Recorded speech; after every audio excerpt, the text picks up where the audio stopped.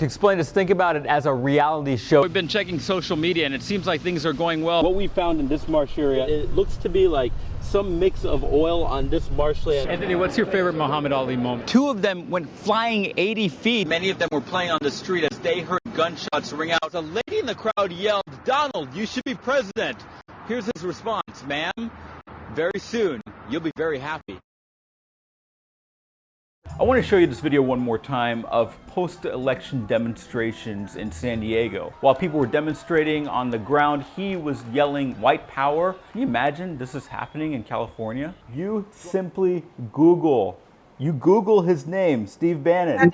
The entire thing comes up as fear. A lot of Americans are frankly afraid of this man being in power. Clearly, there's a fear associated with his name and his brand. Todd, you had some major problems voting. Are we talking computer error or are we talking fraud? To clarify, you did get to change your vote to Donald Trump.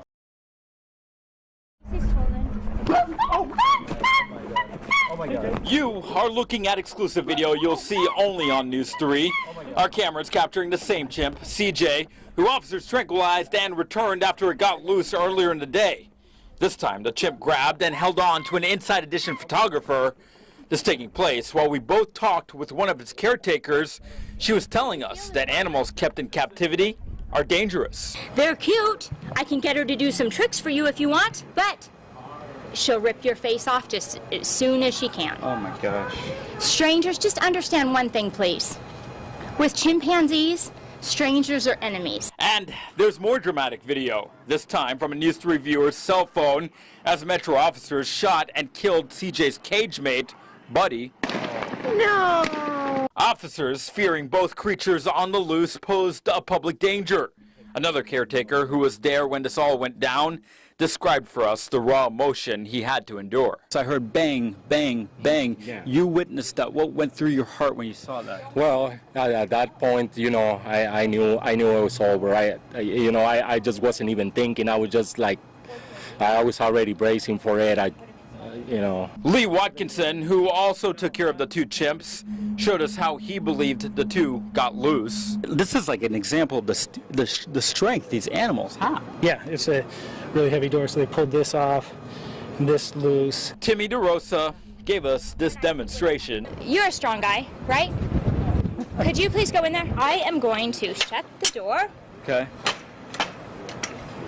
No, just, this was locked. Right. Okay, this had a lock on it. Right. Oh, can you get out?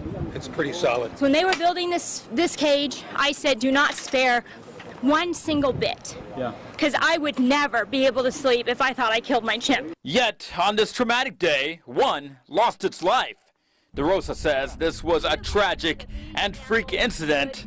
The lesson that population control of exotic animals needs to be something we do not ignore. There has to be a law that people stop breeding dangerous animals in captivity. Once they're bred, once they're sold, once they get older, then people have to save them.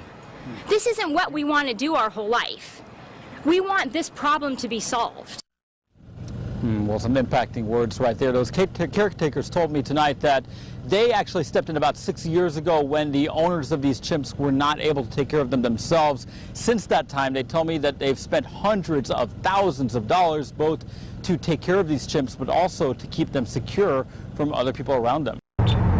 This is kind of the handiwork that came from such a tough tragedy. Yes, it took, unfortunately, our daughter passing away for people to really realize that this area is a problem. After months of mourning the loss of little Mia Decker, her mom, Michelle Terry, along with this close-knit North Las Vegas community, raised money to install these extra signs and these flashing lights, the hopes that the tragic accident that took Mia's life would never happen again. All right, so let's try this. All right. This is good. This is good to see these people stopping, isn't it? Thank you guys. Except for you! Oh my gosh, even still. Wow! What just happened, almost too emotional to bear. Mia's mother, her sister, and myself hit the newly designed crosswalk. We began crossing, and in the exact same lane and fashion as her little daughter got hit and killed, a truck sped past 3 other stopped cars. If we had been just feet ahead, we would have been hit. Am I right? Isn't that the same lane where she ran? What we just saw was almost the exact scenario. It was the same lane. Yep. Whew. Yeah. And I've had this very, very often. This has happened over here to me. Yeah. And usually it's the same lane, and that's the part that scares me. Yeah, because the people on the other side stopped, just like they did with your daughter, and that one person just kept going. So while there could be anger, frustration, or even rage, instead, there was just this heart-clenching, somber sadness. Because on the day when Mia Decker's legacy was remembered with steps towards caution, front and center, we saw there is still much more work ahead. You know, you've seen on the news constantly that somebody is getting hit, they're not dying, or sadly they're passing away, and those are things you never want to have to read about, because it makes you, as a parent that this has already happened to, you relive it all over again. I want to give you a look, first of all, at this candlelight vigil. Friends are just really sharing memories about their friend Rafael Olivas. And while this was going on earlier, Gerard, like you said, we spoke to his mom. She says that police used unnecessary force when her son really needed help. He's made an impact on all of us. On a night when candlelight and memories keep the spirit of 23-year-old Rafael Olivas alive. I don't want this to happen again to any other mother. We are hearing from his grieving mom. They started shooting him like if he were a dog. Police say Olivas came at them with a knife. That's why they shot and killed him. His mom says, though, she pled for them to stop. I yelled at them and I asked them not to shoot my baby. Was he walking towards them? No. He was on the sidewalk and he just continued walking like if they didn't ever talk to him. He never raised the knife. This mom saying she did call 911 because her son was having a tough psychological time. He was struggling with substantial health issues and not having a job. But what happened when police came stunned her.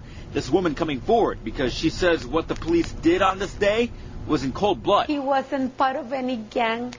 He was hard worker. And I asked him, you could have, shoot his legs. And that police officer told me, we're not trained to do that. We're trained to kill. Okay, so here's another live look at this candlelight vigil that is wrapping up right now. We should point out that this is only one perspective. This is the perspective of the mother. Police have said that they did everything to try to avoid this from happening. They fired warning shots. They told the young man to stand down. They said that this was something they had to do. Of course, this entire matter remains under investigation.